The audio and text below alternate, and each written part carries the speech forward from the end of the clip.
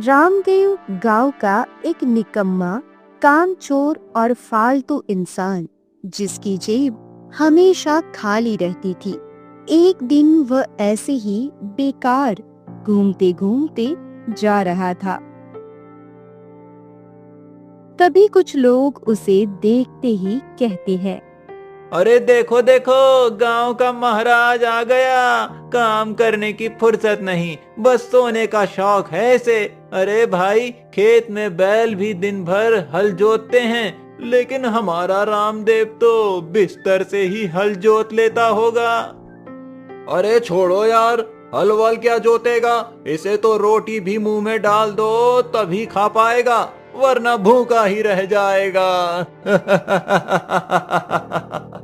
अरे हंस लो, मेरा भी दिन बदलेगा, तब तुम सब मेरे सामने सलाम करोगे।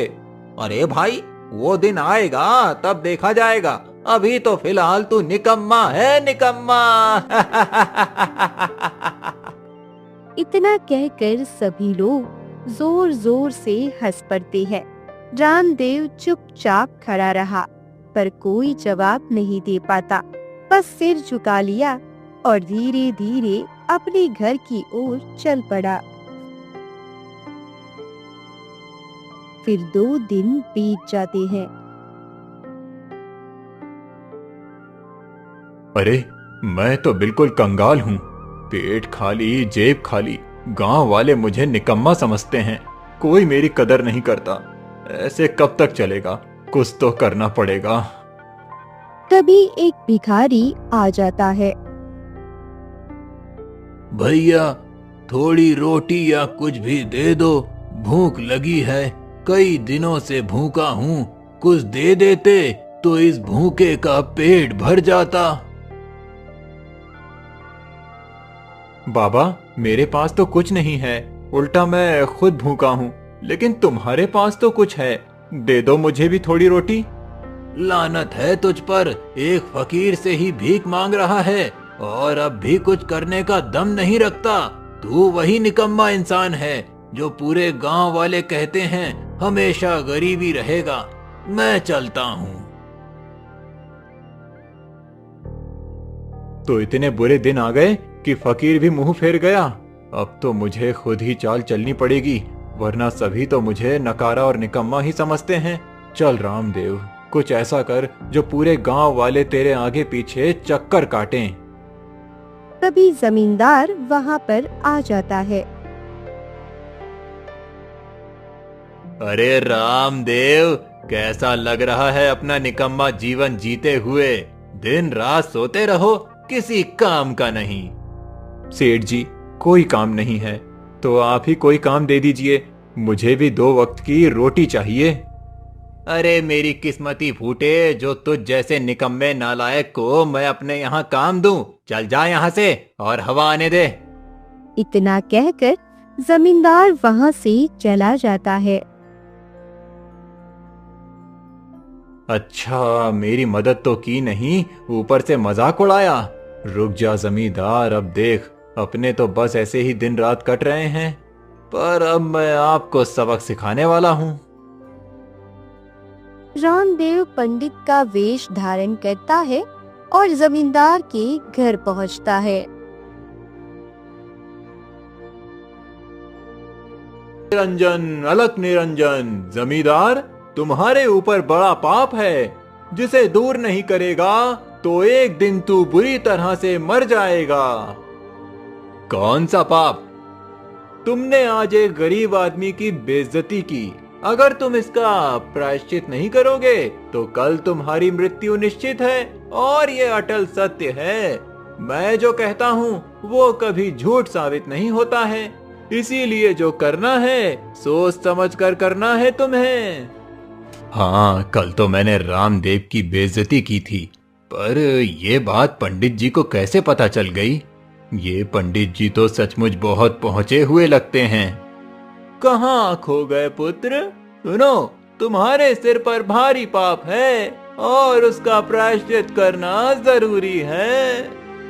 महाराज, मुझे इस पाप से बचा लीजिए, मैं कुछ भी करने के लिए तैयार हूँ। मैं नहीं मरना चाहता, बस मुझे कोई उपाय बता दीजिए।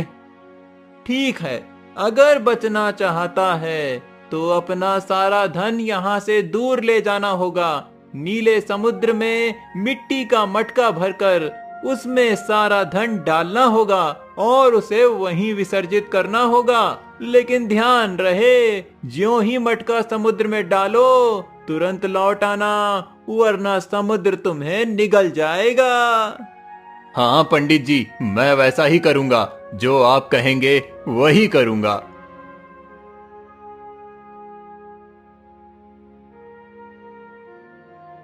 फिर रात होते ही जमींदार अपने घर से मटका भरकर उसमें बहुत सारा धन डालता है और समुद्र किनारे जाकर उसे पानी में विसर्जित कर देता है। अरे, अब मेरा पाप कट जाएगा, अब मुझे कुछ नहीं होगा, मेरी जान बच गई। धन गया तो गया, पर अब चैन से जी पाऊंगा। इतना कहकर वह लौटने लगता है।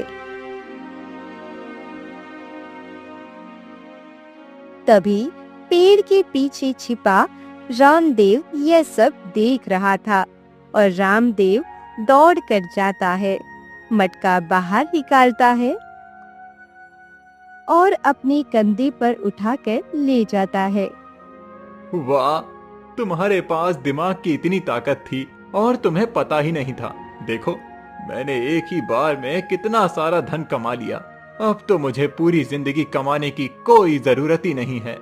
यही तरीका ठीक है रामदेव, अब तो मजे की जिंदगी जी। फिर रामदेव वह सारा धन लेकर आ जाता है और अच्छे से जिंदगी जीने लगता है। लेकिन फिर धीरे धीरे ये खबर पूरे गांव में फैल जाती है। अरे सुना तुमने, वो जमींदार था, उसके पास कितनी धन दौलत थी। उसे एक श्राप लग गया था, जिसकी वजह से उसे अपना सारा धन समुद्र में बहाना पड़ा। तू ये क्या कह रहा है? ऐसा कौन सा श्राप था जिससे उसे अपना सारा धन समुद्र में बहाना पड़ा? मुझे तो जरूर इसके पीछे कुछ गड़बड़ लग रही है। पता नहीं, जो भी हो, अब हमें तो सच जानने का कोई तरीका नहीं है। लेकिन हाँ, इतना जरूर है कि अब जमींदार का हाल बहुत बुरा हो गया है। ऐसे ही कई दिन बीत जाते हैं। अरे, अब तो सारे पैसे खत्म हो गए हैं। मुझे फिर से कोई नया शिकार ढूंढना होगा, लेकिन उससे पहले कुछ दिन गुजार लिए जाएं। हाँ, मुखिया जी से थोड़े पैसे उधार ले लेता हूँ। इतना कहकर रामदेव मुखिया के पास जाता है। आओ आओ रामदेव, बोलो कैसे आना हुआ मेरे पास? मुखिया जी, थोड़े पैसे उधार दे दीजिए, कुछ दिन में वापस कर दूंगा। वो क्या है ना, मेरे पास पैसे खत्म हो गए थे।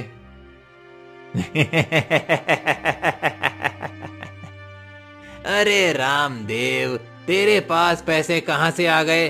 दिन भर तो सोता रहता है और अब उधार मांगने आया है। तू क्या चाहता है? मैं अपना धन यूं ही पानी में डुबा दूं? चल भाग यहाँ से, तेरे जैसे कितनों को देखा है मैंने। मुखिया जी, आप ऐसा क्यों कह रहे हैं? मैं वादा करता हूँ आपके सारे पैसे लौटा दूंगा। जा रे निकम्मे, मुझे तेरी मीठी मीठी बातों में नहीं फंसना। तेरे पास ना अकल है ना काम, पैसे लौटाने का ढोंग करता है। जा यहाँ से, वरना अभी लोगों को बुलाकर भगा दूंगा। मुखिया क्रोध में रामदेव को धक्के देकर घर से निकाल देता है। मुखिया जी, अगर तूने मुझे पैसे दिए होते तो मैं तुझे कई गुना लौटा भी देता, लेकिन तूने मेरी बेइज्जती कर दी। अच्छा नहीं किया तूने। अब देखना मेरा अगला रूप।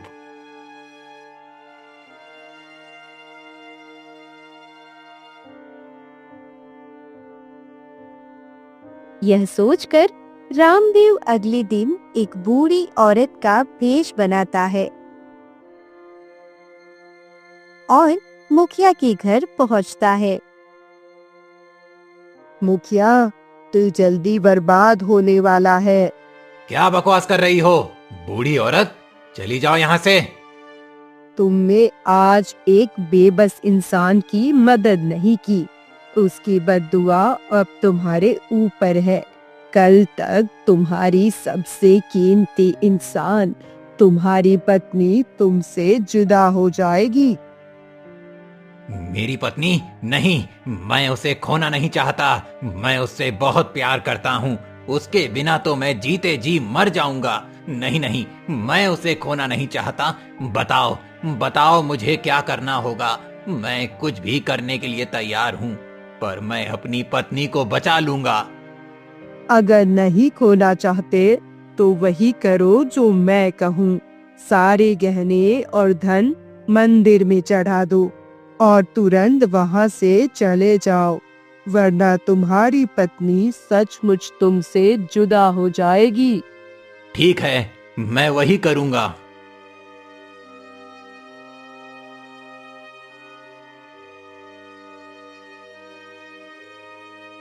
फिर मुखिया अपने घर के अंदर जाता है। अरे भाग्यवान, जल्दी से अपने सारे गहने निकालो, तुरंत।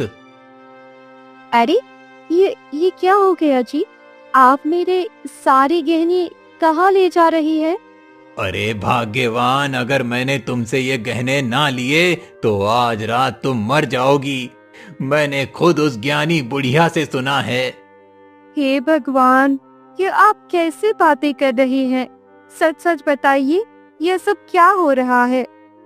हाँ, एक बहुत पहुंची हुई बुढ़िया आई थी। उसने कहा कि अगर ये सारे गहने मंदिर में ना चढ़ाए तो आज की रात तुम्हारी पत्नी की आखिरी रात होगी।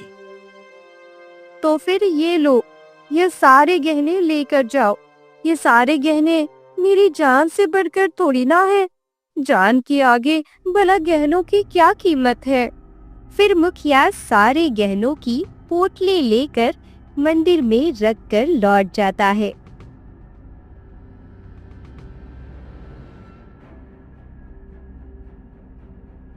तभी पेड़ के पीछे छुपा रामदेव ये सब देखता है और वो जल्दी से जाकर वो सारी पोटली उठाकर अपने घर ले आता है।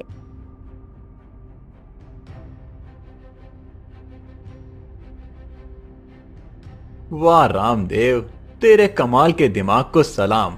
इस तरह तो किसी ने सोचा भी नहीं होगा। अब देख, इन गहनों को बेचकर तू कितना धनी बनेगा। इस झोपड़ी से निकलकर एक नया शानदार घर बनाऊंगा। लेकिन अभी नहीं, अगर अभी बेच डाले तो सबको शक हो जाएगा। थोड़े दिन रुक जा, फिर खेल दिखा। अगली सुबह मुखिया परेशान होकर चौपाल पर बैठा होता है। तभी उधर से जमींदार आता है। क्या हुआ मुखिया जी, आप इतने परेशान क्यों हैं? क्या बताऊं चौधरी साहब, एक बुढ़िया आई थी। उसने कहा कि अगर मैं अपनी पत्नी के गहने मंदिर में नहीं रखूंगा तो मेरी पत्नी मर जाएगी। मजबूरी में मैंने सारे गहने मंदिर में चढ़ा दिए। अब सोच रहा हूँ, अगर वो सच होता तो मेरी पत्नी, मेरी सावित्री कहीं मुझसे दूर चली जाती। क्या तुम्हारे पास एक बुढ़िया आई थी? मेरे पास तो एक पंडित आया था और उसने कहा था कि अगर मैं अपना धन समुद्र में नहीं बहाऊंगा तो मुझ पर विपत्ति टूट पड़ेगी। मैं भी डर गया और सारा धन बहा दिया। क्या कहा?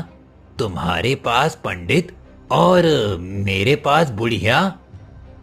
मुखिया जी, अब तो साफ है, ये कोई ठग है। हमें कितनी चालाकी से बेवकूफ बना रहा है। मैंने अपना धन समुद्र में बहा दिया और तुमने अपने गहने मंदिर में रख दिए। ये सब एक ही जाल है। तो अब क्या करें? हम तो ठगे जा चुके हैं। अब हमें किसी भी हाल में उसे पकड़ना होगा। 2-4 दिन और देखते हैं। अगर ये मामला फिर से हुआ तो सच झूठ सब सामने आ जाएगा। 2-3 दिन और बीत जाते हैं और गांव के कई घरों में चोरी हो जाती है। गांव भर में सनसनी फैल जाती है। सभी गांव वाले ध्यान से सुनो। ये बात साफ है कि हमारे गांव में कोई ठग है जो बारी बारी से सभी को बेवकूफ बना रहा है। हाँ, जमींदार बिल्कुल ठीक कह रहा है। जो भी उस ठग को पकड़ेगा, हम सबकी तरफ से उसे इनाम दिया जाएगा। हाँ मुखिया जी, अब इस तरह चलने वाला नहीं है। कई घरों में चोरी हो चुकी है। ऐसे ही चलता रहा तो गांव में एक भी घर सुरक्षित नहीं रहेगा।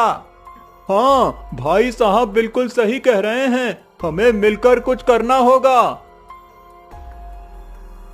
सभी गांव वाले कई दिन तक रामदेव को पकड़ने की कोशिश करते हैं,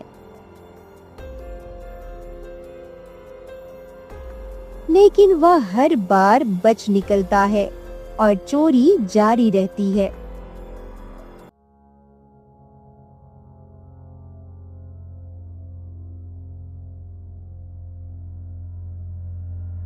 अब लगता नहीं है कि किसी से वो पकड़ा जाएगा। ऐसे तो वो कई घरों में चोरी कर चुका है और पता नहीं आगे कितनों में करेगा। हमें अब महाराज के पास ही जाना चाहिए। अब हम सब अकेले इसे नहीं पकड़ पाएंगे। हाँ, हम सब मिलकर राजमहल चलते हैं। महाराज को इसकी जानकारी देनी होगी। कुछ ही देर में सभी गांव वाले राजमहल में पहुंच जाते हैं।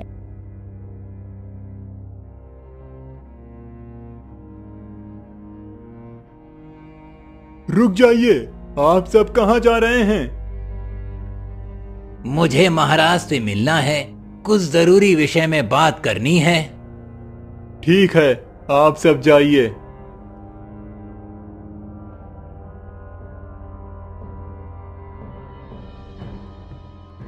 सभी अंदर महाराज के पास जाते हैं।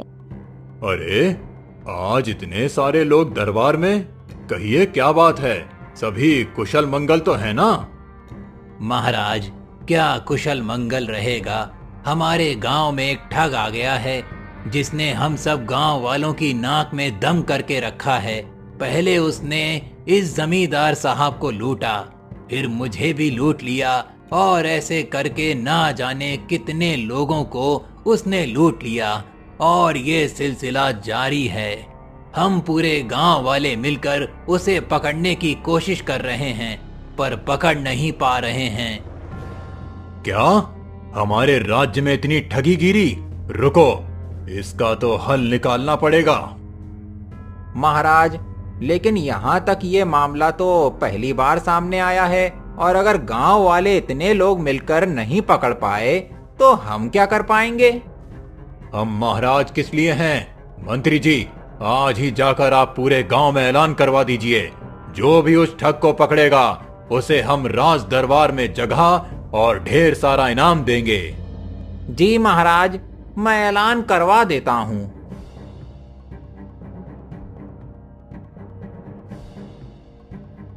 तभी अगले दिन सैनिक गांव में आ जाते हैं और ऐलान करते हैं। सुनो सुनो सुनो, सभी गांव वाले ध्यान से सुनो। महाराज ने ये ऐलान किया है कि जो भी उस ठग को पकड़ेगा उसे महाराज ढेर सारा इनाम देंगे और राज दरबार में एक ऊंचा पद भी देंगे। सुनो सुनो सुनो। चलो, अब तो उस ठग से हमें छुटकारा मिल ही जाएगा। हाँ हाँ, अब तो महाराज ने भी उसे पकड़ने का काम शुरू कर दिया है। अब तो बचने का कोई रास्ता नहीं बचेगा। बगल में खड़ा रामदेव यह सब सुनकर मन ही मन मुस्कुराता है। अरे वाह रामदेव, तेरी खबर तो महाराज के कानों तक पहुंच गई। तू तो फेमस हो गया।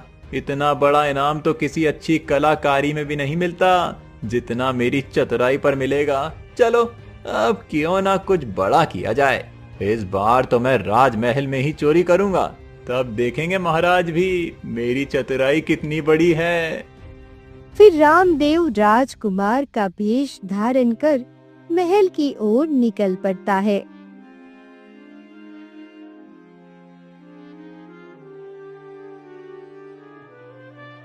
आप कौन हैं? और कहाँ जा रहे हैं?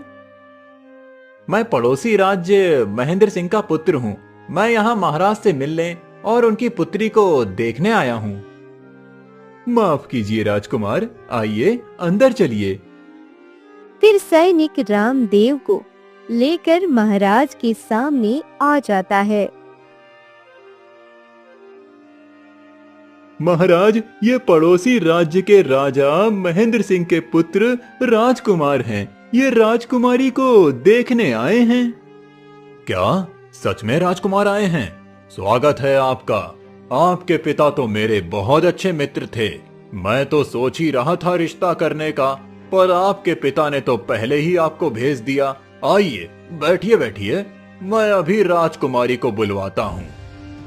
महाराज जल्दी से राजकुमारी के कक्ष में जाते हैं।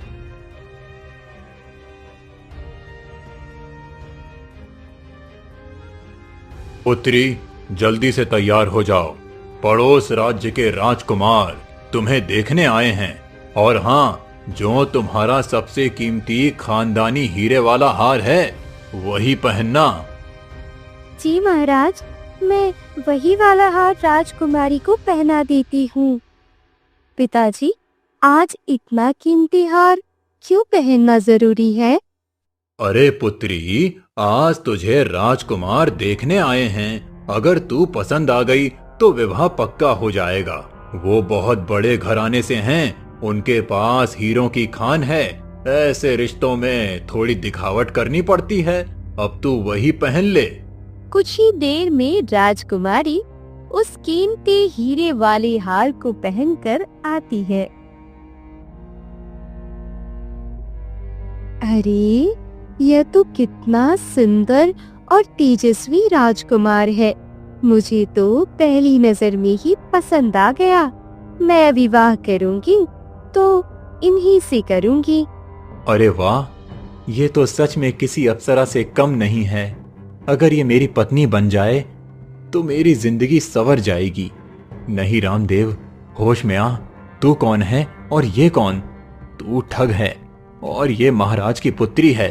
आज जो करने आया है वही कर। राजकुमार, आपको हमारी पुत्री कैसी लगी? महाराज, आपकी पुत्री बहुत सुंदर है और मुझे बहुत पसंद आ गई है। मैं अपने पिताजी से विवाह के लिए बात करूंगा, पर पहले आपका महल देखना चाहूंगा। हाँ जी, आइए, मैं आपको महल दिखाती हूँ। दोनों साथ चलते हैं।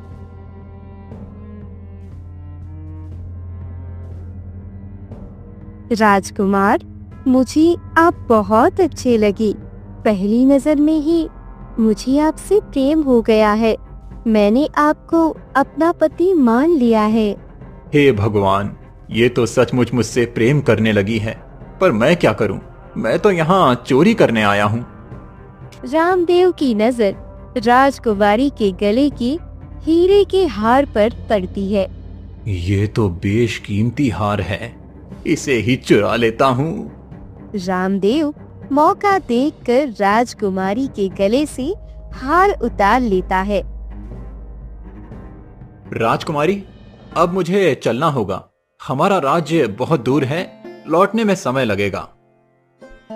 इतना कहकर रामदेव महल से बाहर निकल जाता है।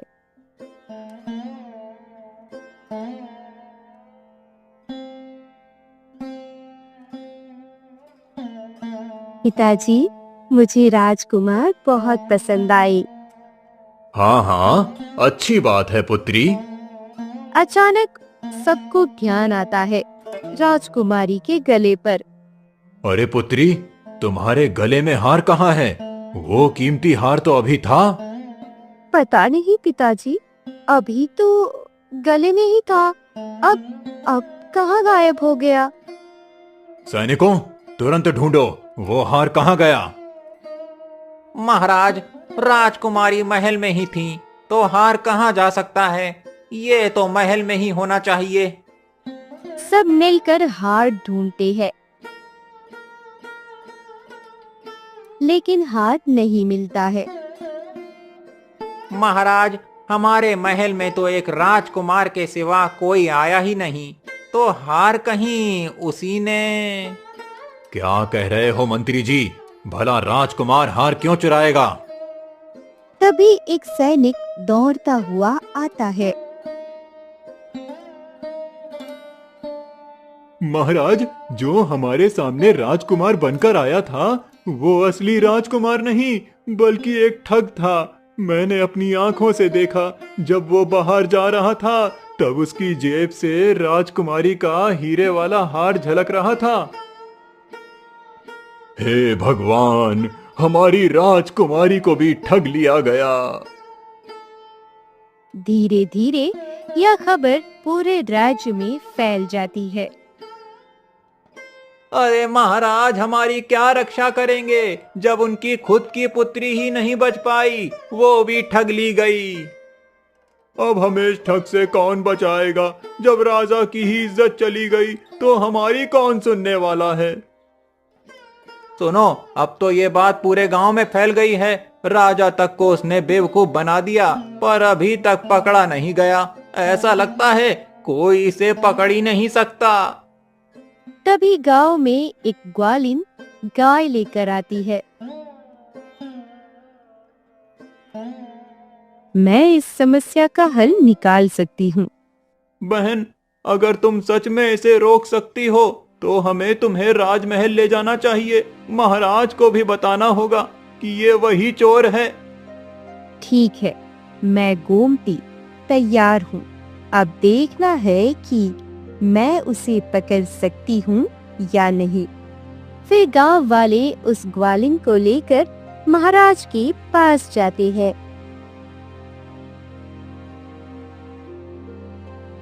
महाराज, ये गोमती है। ये उस ठग को पकड़ने का दावा कर रही है। उस ठग की वजह से हमारी राजकुमारी तब से रो रही है। अगर उसे नहीं पकड़ा गया तो हमारी सियासत भी खतरे में पड़ जाएगी। इसीलिए अगर तुमने उसे पकड़ लिया तो मैं तुम्हें अपने राज्य में एक पद दूंगा और अच्छा खासा इनाम भी। ठीक है महाराज, अब मैं अगली चोरी का इंतजार करूंगी और उसे पकड़ूंगी। तभी रामदेव अगली चोरी का इरादा करता है। इस बार मैं राज्य का सबसे बड़ा खजाना स्वर्ण कलश चुराऊंगा। जिसके पास ये होगा वो कभी गरीब नहीं रहेगा। इससे मेरी सारी परेशानियां खत्म हो जाएंगी। फिर रामदेव इस बार साधु का भेष धारण करके महल पहुंचता है।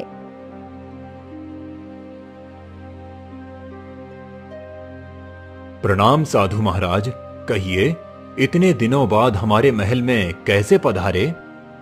महाराज, मैं अपने ध्यान और तपस्या में आपके राज्य का भविष्य देख रहा था और उसी कारण यहाँ आया हूँ। आपके राज्य पर घोर संकट मंडरा रहा है। क्या घोर संकट? ये आप क्या कह रहे हैं साधु महाराज? कृपया करके स्पष्ट बताइए। महाराज, आपके राज्य में अकाल, भूखमरी और महामारी आने वाली है। चारों ओर हाहाकार मच जाएगा। अगर इस विपत्ति को टालना चाहते हैं तुरंत, तो एक ही उपाय है। उपाय? कौन सा उपाय साधु महाराज? कृपया करके बताइए। मैं किसी भी कीमत पर अपने राज्य को इस संकट से बचाना चाहता हूँ।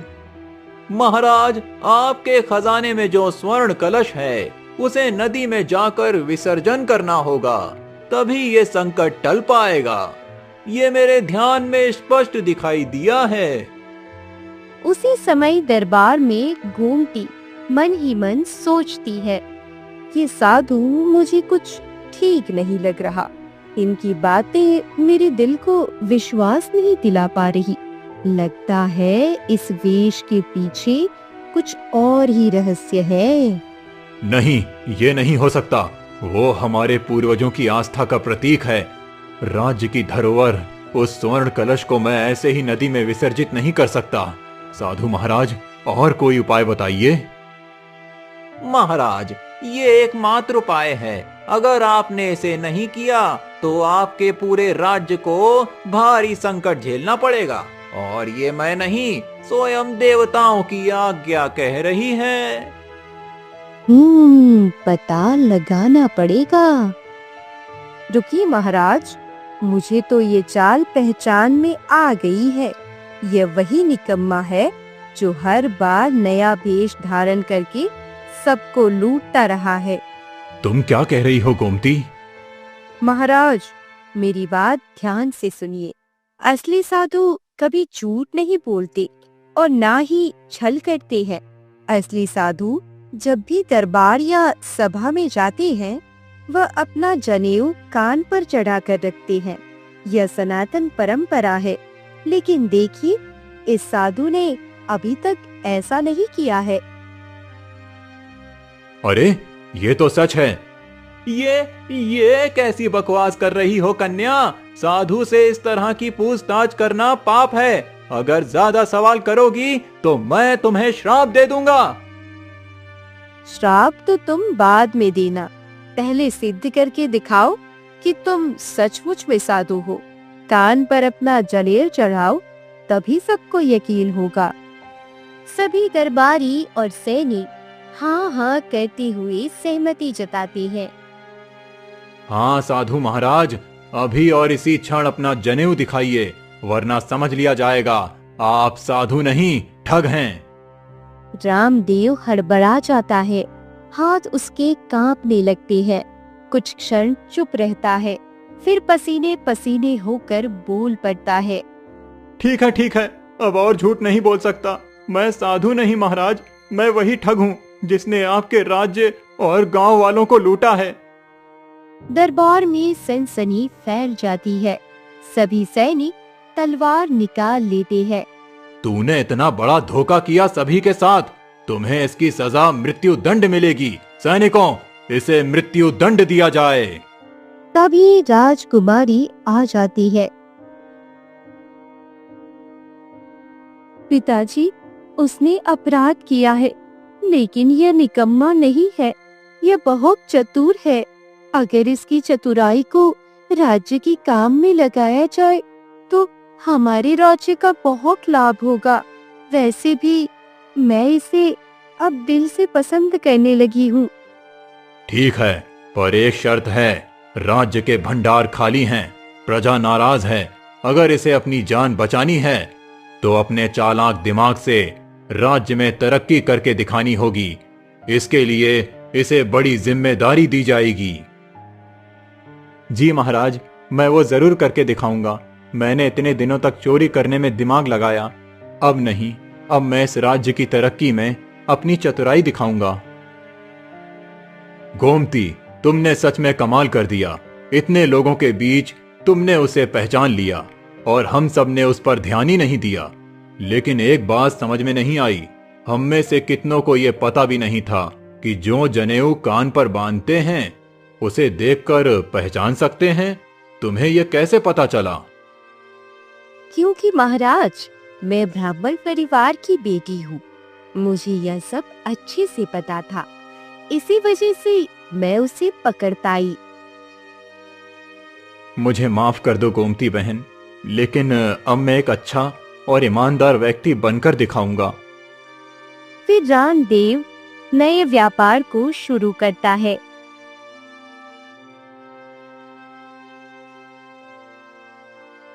कर वसूली की नई नीति बनाता है और थोड़े ही समय में राज्य समृद्ध हो जाता है। हमारे राज्य को असली रक्षक बनाने वाली ग्वालिन गोमती है। अगर वो ना होती तो ये ठग हमेशा हमें बर्बाद करता। अब इसे राज्य की मुख्य रक्षक बना दिया जाए। महाराज, अब मैं इसे देखूंगी और मार्गदर्शन दूंगी। यह अब राज्य के लिए सबसे बड़ी ताकत बन चुका है। अब तुम सिर्फ मेरे प्रिय नहीं, बल्कि राज्य की चतुर सलाहकार भी हो। जो कभी निकम्मा था, वही अब इस राज्य का गर्व बन गया है। मैं तुम्हारे लिए बहुत खुश हूँ। हाँ राजकुमारी, अब मेरे पास इज्जत भी है, नाम भी और सच्चा प्यार भी। गांव वाले जो भी निकम्मा कहते थे, अब मेरे सामने झुकते हैं। अब मुझे कुछ नहीं चाहिए। कुछ ही दिन बाद रामदेव और राजकुमारी की शादी धूमधाम से हो जाती है और राज्य में सुख शांति फैल जाती है। गांव वाले जो कभी उसे निकम्मा कहते थे, अब उसकी चतुराई और वीरता को सलाम करते हैं।